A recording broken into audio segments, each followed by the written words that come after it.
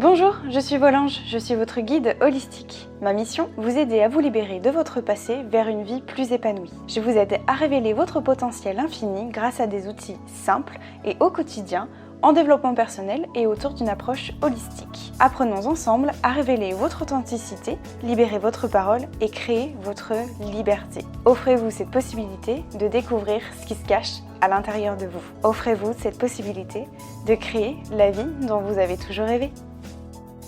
Bonjour à tous mes anges, j'espère que vous allez bien, je suis ravie de vous retrouver pour ce nouvel épisode. Aujourd'hui j'avais envie de vous traiter un sujet que j'ai jamais abordé jusque-là je crois, ou un petit peu depuis ces derniers temps, mais pas vraiment. Pourquoi ? Parce que je me sentais pas forcément légitime dans le sens où je l'avais pas vécu. Donc je pouvais pas vous transmettre quoi que ce soit. Et vous savez que en fait tout ce que je vous partage, c'est des choses que je vis. Du coup j'avais envie de répondre à cette question-là aujourd'hui puisque du coup je le vis.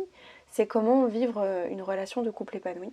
J'ai relevé trois grands points en fait que j'avais envie de vous partager. Et évidemment, je pourrais pas tout vous partager parce que je pense que sinon le podcast pourrait durer 1 heure, tellement qu'il y a de choses à dire par rapport à ça. Mais si jamais c'est quelque chose qui vous intéresse ou qui vous parle, n'hésitez pas à me le dire dans la description du podcast ou même sur Instagram. N'hésitez pas à me rejoindre et à me dire voilà si c'est quelque chose que vous aimeriez que j'aborde un petit peu plus par rapport au couple, si ça peut vous intéresser. En tout cas, j'avais vraiment envie de répondre à cette question de comment vivre une relation de couple épanouie. Le premier point que j'avais envie de vous partager aujourd'hui, c'est de stopper, d'arrêter de penser que l'autre est là pour nous sauver ou combler un manque en nous. En fait, notre partenaire, il n'est pas là pour nous sauver ou pour combler un manque de quoi que ce soit. Ça, c'est très important à comprendre. L'autre n'est pas là pour nous apporter quelque chose qui manque en nous. Et de ça, je parle notamment de la peur de l'abandon, de la blessure d'abandon, un manque d'amour, parce que c'est vraiment lié à la dépendance affective, de la reconnaissance, vouloir beaucoup de reconnaissance, d'amour, etc. Non, l'autre, il est là pour rien nous apporter du tout. En fait, il nous aime pour ce qu'on est, pour qui on est, pour ce qu'on incarne, mais pas pour ce qu'on nous apporte. Et ça, c'est vraiment très important à comprendre. Pourquoi ? Parce que la question qu'en fait moi je vous invite à vous poser, c'est est-ce que vous aimez votre partenaire pour ce qu'il vous apporte, c'est-à-dire beaucoup d'amour ou trop d'amour? Est-ce que vous avez besoin de reconnaissance? Est-ce que vous avez besoin d'avoir ce vide qui vient d'être comblé par votre partenaire? Ou est-ce que vous aimez votre partenaire pour ce qu'il est et ce qu'il incarne vraiment? Ça, c'est très important à comprendre. Pourquoi ? Parce que ça, c'est vraiment contraire sinon à l'amour inconditionnel. L'amour inconditionnel, elle n'existe vraiment que si on est déjà complet nous-mêmes. Dans le sens où on est bien avec soi.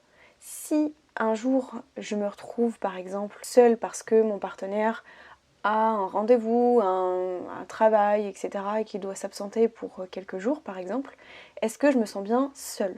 Et ça c'est très important. Il faut être bien soi et complet avec soi-même et que notre partenaire n'est pas là pour venir combler en fait quelque chose ou un vide en nous. Ça, c'est vraiment très important. Et si, dans ces cas-là, je me sens pas bien seule, c'est-à-dire que je vais vraiment me morfondre, je vais déprimer, etc., et je suis vraiment pas bien, c'est qu'on n'est pas bien avec nous-mêmes et qu'il faut d'abord apprendre à se donner de l'amour. Et ça, je vous invite à aller piocher dans les podcasts que j'ai déjà fait, puisque j'en ai déjà parlé par rapport à l'amour de soi, notamment.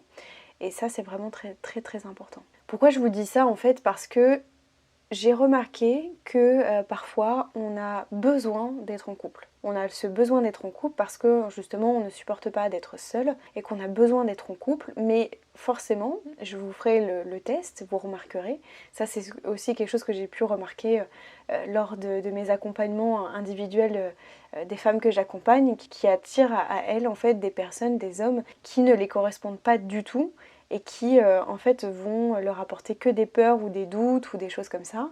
Et c'est par effet de la loi de l'attraction. Pourquoi ? Parce qu'on attire ce à quoi on aspire. Et moi je crois beaucoup à ce truc-là, parce que d'expérience aussi personnelle, ça m'est déjà beaucoup arrivé aussi. Et donc est-ce que vous avez ce besoin d'être en couple ?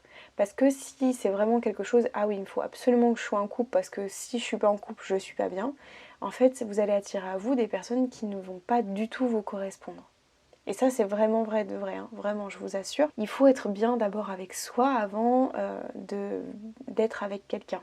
Personne ne va venir combler un manque en nous. Et la réciproque est vraie. C'est-à-dire que nous-mêmes, quand on est bien avec nous-mêmes, on ne va venir combler le vide de personne d'autre. On est le sauveur de personne. D'accord ? Ça c'est très important. C'est-à-dire que ça marche pour nous, mais la réciproque est vraie aussi. Pour moi, l'amour inconditionnel, c'est vraiment ça. C'est-à-dire qu'on est bien d'une part avec soi-même et avec l'autre. tout en sachant qu'en fait on va venir sauver personne et qu'on sera sauvé par personne. Et l'amour inconditionnel pour moi c'est vraiment de se porter l'un et l'autre ensemble dans la même direction et de s'élever ensemble, c'est vraiment ça. C'est-à-dire qu'on s'apporte l'un à l'autre quelque chose pour grandir et aller ensemble dans la même direction et là où on a envie d'aller. Ça c'était vraiment le premier point que je voulais vous partager, c'est que voilà, notre partenaire il est là pour combler rien du tout et qu'il n'est pas là pour nous sauver et que la réciproque est vraie. Le deuxième point que je voulais vous partager avec vous, que j'ai remarqué par rapport à mon couple, pour être dans un couple épanoui pour moi, il ne devrait pas y avoir de sacrifice ou de contrainte. Vous savez, on dit souvent, ah oui, au début c'est super, c'est tout beau, tout rose, tout feu, tout flamme, etc. Et ensuite on observe qu'il y a une phase, alors ça s'observe, c'est qu'il y a des phases où on va être dans la confrontation, le conflit, etc. Et que là on se rend compte, ah oui, des petits défauts, des petits machins, des petites choses, des habitudes, on prend les habitudes de l'un et de l'autre. Et aussi on observe que, ah bah oui, mais là il faut que je fasse des sacrifices ou des contraintes. Alors pour moi non. Pour moi non, il n'y a pas de sacrifice ni de contraintes. Il n'y a pas de sacrifice et de contraintes. En fait, j'ai vraiment eu cette discussion-là avec mon chéri parce qu'on est vraiment là-dessus sur la même longueur d'onde, si on peut dire ça comme ça. On estime qu'il n'y a ni de sacrifice ni de contraintes. Pourquoi ? Parce que c'est simplement le fait d'exprimer ses besoins et ses envies. Voilà, tout simplement. Ce que l'on désire vraiment.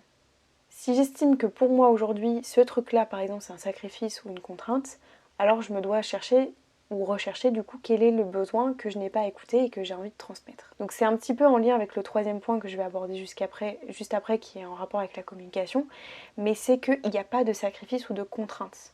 On se plie pas à ce que voudrait l'autre, c'est-à-dire qu'on va écouter les besoins de chacun, les envies de chacun, et on essaye de trouver une entente entre tout ça. C'est pas je fais ça par dépit ou je ne fais pas ça par dépit parce que l'autre ne veut pas. Je vous donne un exemple par exemple. Oui c'est vrai, c'est très redondant. Je vous donne un exemple avec mon chéri.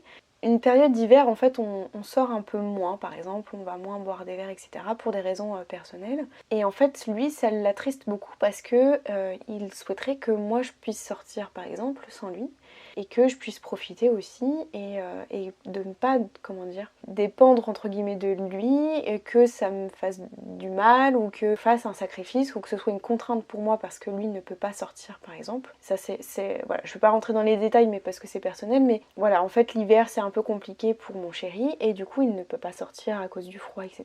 Donc du coup il se dit qu'il est une contrainte pour moi ou que c'est une contrainte pour moi, que du coup je ne peux pas faire ce que je veux ou sortir, etc. Et en fait, je lui ai dit, mais non, en fait, mon chéri, pas du tout, parce que si c'était une contrainte ou un sacrifice, je te le dirais. Pourquoi ? Parce que si vraiment je considérais que c'était une contrainte ou pas, je sortirais et que si j'avais envie de sortir. Moi, là, mon besoin, c'est d'être avec toi.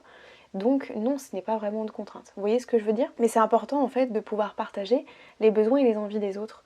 Et que si jamais vous vivez comme une contrainte, et ben ça va être de le communiquer, pouvoir trouver une entente par rapport à ça. J'espère que c'est clair jusque-là, que j'ai perdu personne en cours de route. Et le dernier point qui est en lien du coup avec le deuxième point, c'est du coup de communiquer sur ses besoins et ses limites de chacun.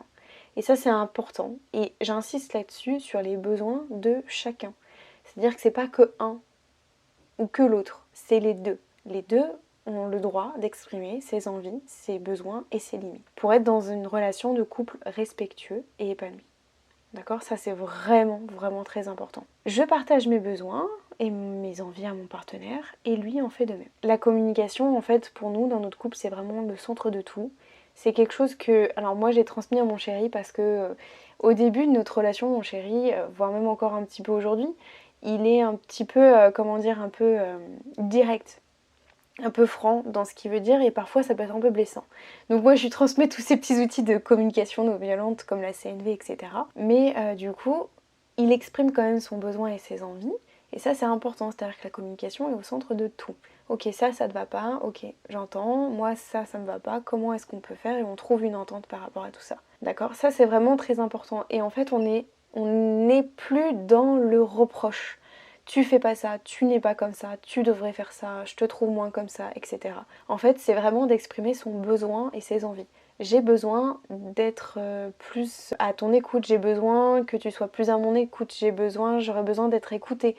J'ai envie que tu sois plus attentionnée, j'ai envie que tu me portes de l'amour un peu plus que ces derniers jours. En fait, on est plus dans le besoin et l'envie que dans le tu es moins comme ça, tu ne fais pas ça, tu es comme ci, tu es comme ça. On n'est pas dans le reproche, c'est très vite blessant et le reproche amène très vite un conflit en fait. Alors que si on est dans une écoute de ce qu'on a besoin et qu'on transmet ce qu'on a besoin, dans ces cas-là c'est beaucoup plus facile. Mais je vous renvoie à un podcast du coup par rapport à ça sur la communication non violente et les 4 étapes pour pouvoir communiquer un besoin. Ça peut vraiment être en lien et faire écho à ça en tout cas. Mais par exemple, quand je suis en colère, que je me sens pas écoutée, au lieu de dire bah voilà tu m'écoutes pas, t'écoutes pas ce que j'ai à te dire, je viens de te le dire, tu m'écoutes pas, bah en fait c'est juste voilà écoute chérie, j'aurais besoin que tu m'entendes un peu plus par rapport à ce que je viens de te dire parce que je me sens contrariée, je me sens en colère, je me sens agacée. Du coup je partage mon ressenti et mon besoin et c'est beaucoup mieux puisqu'on est dans le respect du besoin de l'un et de l'autre. Et ça c'est vraiment très important.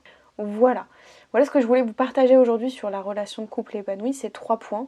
Dites-moi ce que vous en pensez, est-ce que c'est quelque chose, c'est un thème qui vous intéresse, que vous aimeriez que j'approfondisse un petit peu? Dites-moi tout ça dans les commentaires. Et puis sinon, en attendant, je vous retrouve la semaine prochaine pour un nouvel épisode. Je vous fais plein de gros bisous, belle semaine à vous, bon week-end et à très vite. Ciao mes anges!